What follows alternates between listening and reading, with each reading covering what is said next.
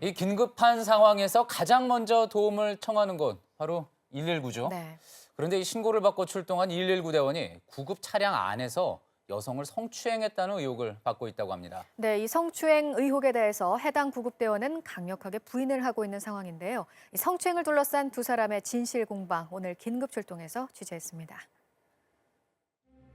지난 9월 9일 새벽 2시 경기도 화성시 전곡항에서 30대 주부가 자살을 기도했습니다.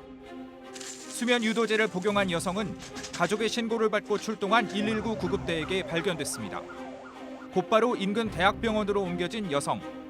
다행히 생명에 큰 지장은 없었습니다. 하지만 다음 날 이 여성은 병원 이송 중 구급대원이 가슴과 중요 부위를 만졌다는 충격적인 의혹을 제기했습니다.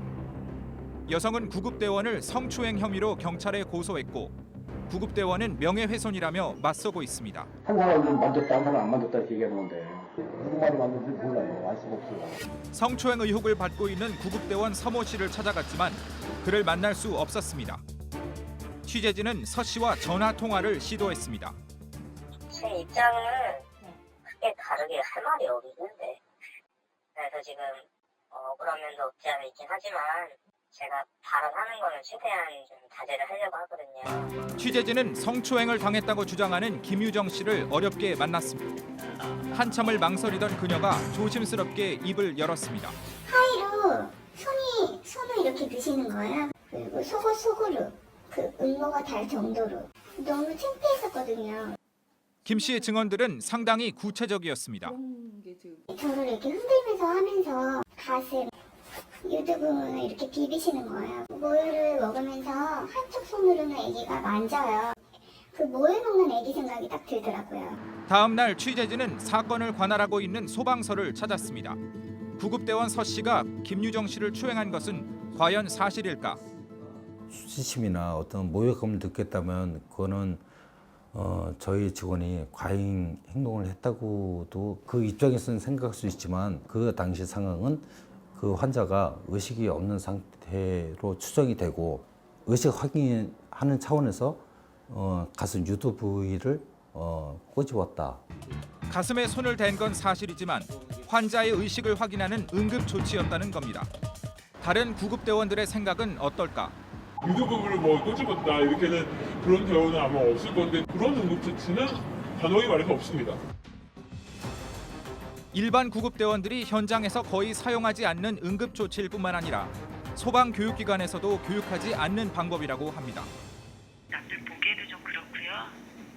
노출시켜야 되고 이러니까 의식을 확인하는 방법은 그거 말고도 많기 때문에 그거를 해라라고 이렇게 학교에서 가르치진 않아요. 소방서 측은 수면 유도제를 복용한 김유정 씨가 응급조치를 성추행으로 착각했을 가능성도 제기하고 있습니다. 신체는 움직이지 않았고 여자분이 의식 수준이 양호한 편이 아니었거든요. 하지만 김유정 씨의 주장은 다릅니다. 기억을 못하거나 뭐 이런 건 없고 그냥 몸이 그냥 가볍고 늘어진다는 그런 느낌. 그런 것만 있었어요. 말을 이렇게 표현을 못해서 그렇지 들리는 거랑 이런 거는 다 알았거든요. 약국에서 구입한 수면 유도제를 15알가량 삼켰다는 김유정 씨. 당시 의식이 있었다는 말은 사실일까? 완벽히 확 재우는 수면제는 아니기 때문에 그런 약을 그 정도 먹으면은 생각은 일부는 완전히 잠이 들지 않고 그래서 반각성 상태라고 이해하시면 되지 않나 생각이 듭니다. 수면의학 전문의는 김유정 씨의 주장이 충분히 현실성 있을 수 있다고 말합니다. 이 사건의 열쇠는 구급 차량에 설치된 CCTV. 지난 2010년부터 구급 차량 내 CCTV 설치가 의무화되어 있기 때문입니다. 사건 다음 날인 9월 10일 김유정 씨 측은 소방서에 전화를 걸어 구급 차량 내 CCTV 확인을 요청했다고 합니다. 인터넷으로 이렇게 영상 그거 요구할 수 있는 이런 게 있대요.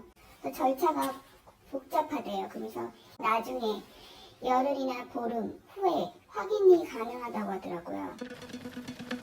그런데 며칠 뒤 공개가 가능하다고 했던 CCTV 영상이 사라지고 없다는 황당한 소식을 들었다고 합니다. 관련 업체 그 직원이 포맷을 해야지만 정상 작동이 되고 포맷을 하지 않고는 정상 작동이 힘들다. 고장난 CCTV 수리 과정에서 포맷이 불가피했다는 것이 소방서 측의 입장. CCTV 녹화 내용 다 확보 할 수 있다, 볼 수 있다 이렇게 얘기를 했는데 갑자기 포맷됐다 그러니까 황당한 거죠.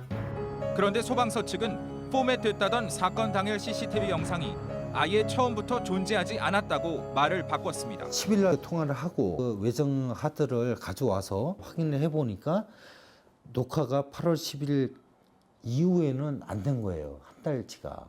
그걸 9월 10일 날 예, 확인을 한 거죠. 예, 그렇죠. 통화한 이후에. 그렇다면 왜 소방서 측은 있지도 않은 CCTV 영상을 김유정 씨 측에 공개한다고 했던 걸까? 정황이 없는 와중에서 그렇게 미흡하게 대처를 했다고 생각합니다. 없는 상태인데 그걸 알면서도 그렇게 안내를 했다는 거는 좀 이해가 되지 않는 부분입니다. 김유정 씨 측은 소방서에서 일부러 증거를 은폐한 것이 아니냐는 의혹을 제기하고 있습니다. 저한테 얘기한 내용과 그 향후에 앞으로 그 사람들이 대처하는 모습을 보니 일부러 지었다고밖에 볼 수가 없어요. 저희는. 문제의 CCTV 외장 하드는 현재 경기지방경찰청에서 복구 중인 상황. 하지만 전문가들은 CCTV 영상의 복구가 거의 불가능할 것이라고 말합니다.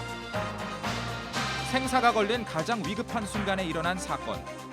피해를 주장하는 김 씨와 구급대원의 명예를 위해서라도 이 사건을 둘러싼 모든 의혹이 명백히 밝혀져야 할 것입니다.